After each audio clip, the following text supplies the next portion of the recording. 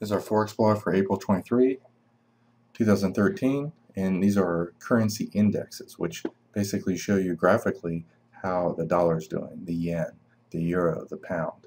We compare all the dollar pairs, and if it's going up, we show bars going up. You can spot double tops, double bottoms, flags patterns, continuation patterns, reversal patterns. You can see trend lines. You can see breakouts of key resistance or breakdowns under support, like previous day's low in red, previous day's high in green. The point of control, which is the average price of all the dollar indexes, is right here. It's a major resistance level when the price is underneath it, and when it breaks that level, it's very likely to go up. So at 330 right here, you can see the dollar's trending up, the daily trend's up, the weekly trend's up. The euro failed at the high and is breaking down. Notice where the Swiss failed, right at the point of control. If a currency is underneath the hourly, it's more likely to go down. Above the hourly, more likely to go up. If you spot a currency going from below to above the hourly right here, and you can see the exact opposites happening here. The Australian's underneath it, the New Zealand's underneath it. Basically, you could be buying the dollar here versus the weakest pairs, the Australian, New Zealand, Swiss, and also Euro. When all the time frames line up, you can see the Swiss breaking the hourly right here, the daily and weekly trends down. So at 325, it's pretty high probability to buy the dollar Swiss. So here's 325, somewhere in this bar. You can see it also broke over the trend line right here.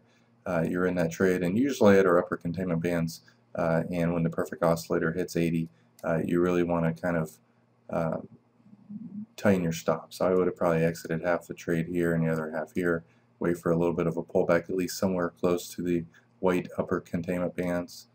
You get into this trade, probably small profit here, very small profit here, and then the third one, you know, you're out of your half of your trade here and the other half here. You might have, because it went sideways for a while, nice little wedge pattern here, about to break out. You got out of half your trade here and the other half here. That's how I trade these. Now, if you were doing buying the dollar versus the Australian, which would have meant selling the Australian dollar, as soon as the Australian wasn't going down and broke out above the hourly, you'd want to get out of that trade. Now, the dollar's probably stronger than the Australian at this time, but if you sold the Australian dollar right around 3 or so, you're going to be watching that like a hawk, and you know, you always want to wait for price to confirm it, go below the previous bar's low, and so forth. If you went short right there and you saw that the Australian wasn't going down and it actually broke out above its index's hourly moving average, you know, at the very least you'd be moving your stop to break even, or, you know, tightening your stop, and you'd exit this with a very tiny profit for a lot of these trades that don't work. And that's how you use this. And there's so many things you can do with it. For instance, the Australian's trend is down longer term. You can draw your trend line on this, and if it finds resistance at any of these levels up here, you can, you know, wait for the trend line to get broken. And sometimes trend lines get broken just by going sideways like that. I'm always kind of waiting for the next level. Here's the resistance here. If it can't get above it and then it breaks down, we're going to go short. Right here would be the place where I would do. You know, sometimes I get caught into trades when it's going sideways and breaks the trend line. It doesn't count as compared to when price actually breaks down. So at this point, which currency's strongest? Well, the pound just went from underneath its hourly moving average, which it was all day. The daily trend's up, the weekly trend's up. Just broke out right here at 725. So the pound Australian at 725, if you want to trade that pair, very high odds. There's 725 on that chart, somewhere around right here. You can see, unfortunately, this one only went up about 10 pips, but if you bought every pullback after that, you know, it continued to go up. Sometimes when you get into trades like this, let's go look at the index again. The pound has been going up for pretty much for an hour and a half. So sometimes you get breakouts like that. You know, you can see it was kind of going sideways, slowly inching its way up. This one's really not coming down. But if you bought every little pullback in that trade, you really want to kind of wait for the Australian to, I would redraw the trend line on this from here. You can hit the plus key to zoom in a little bit. It's still inching its way up. So if you get into a trade and it's not coming down, you want one to go up and one to go down. The CAD also right here, been going sideways for quite a while. You have a nice little wedge pattern on this. And anytime volatility gets into a narrow and narrow and narrow pattern like this, breakouts like this are pretty high probability. The Swiss is weak, the Euro is weak. You could buy the CAD. Let's just take a look at 830, selling the Euro CAD. You can see on the chart right here, the Euro has been trending down violently, coming up a little bit past 830. This one's kind of going sideways. You can see it pulled back about 20-25 pips. You have a very tight stop, and a real key to trading is to have these very tiny losses when wrong and significantly bigger wins. And using the indexes really helps you do that. So a lot of people like to trade just the main 4 pairs. And this, a lot of traders don't want to do the Australian pairs, CAD pairs, New Zealand pairs. Sometimes they avoid the Swiss pairs. From these 4, you got the Euro dollar, Euro yen, Euro pound, pound dollar, pound yen, and obviously the Euro pound. If you see something like a double bottom right here, and obviously the weekly and the monthly trends up on this, if you spot a double bottom that then breaks out of this trend line, what a great and it's right underneath the resistance area, and you can see that the point of control, the average price of the pound for the previous day was up 3 pips from the day before. Not anything very significant as compared to the dollar, which was up 32.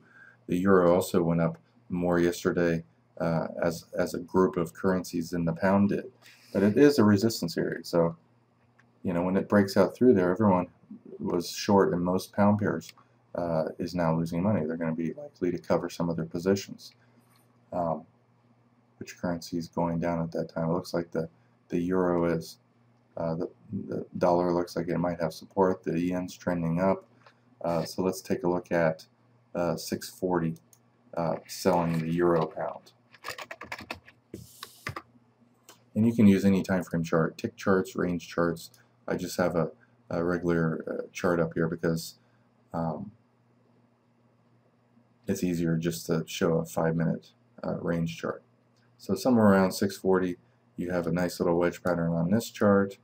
It broke down, and again, you never know how much you're going to make on the trade. It went down to the lower band, but as long as you have trades that are likely to give you 1.5, 2 times more than your risk, you want to take the shot.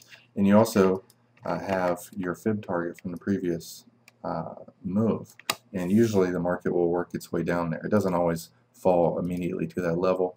If you got short somewhere in here, again, this is your stop, this is your profit target, and it's 2.5, 3 times bigger than what your risk is. And anytime a trade moves your way, you want to put your stop, which is initially above that high by a pip or 2.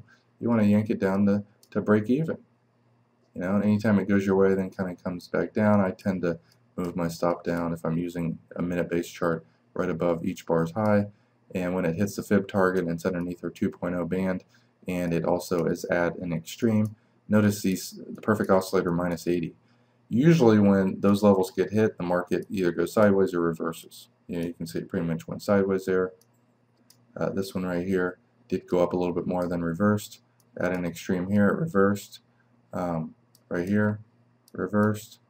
Right here, pretty much went sideways to up. Right here, you can see pretty much went sideways. It didn't go up.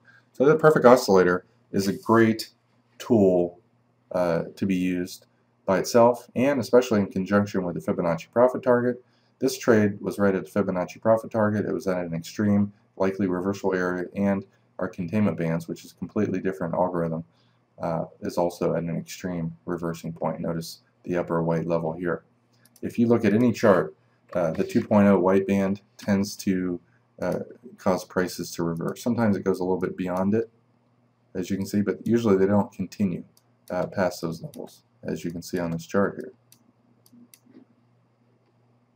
You see that? And these levels, you know, the market tends to kind of maybe drift down a little bit, then reverse up. It's very close to it right here. And these are statistical in nature, and you know, Fibonacci profit targets work because the biggest traders in the world use them. And a perfect oscillator works because it's also based on statistics at different times of the day and volatilities. And so all three, when they all hit, you probably don't want to be greedy, nor do you want to be stupid.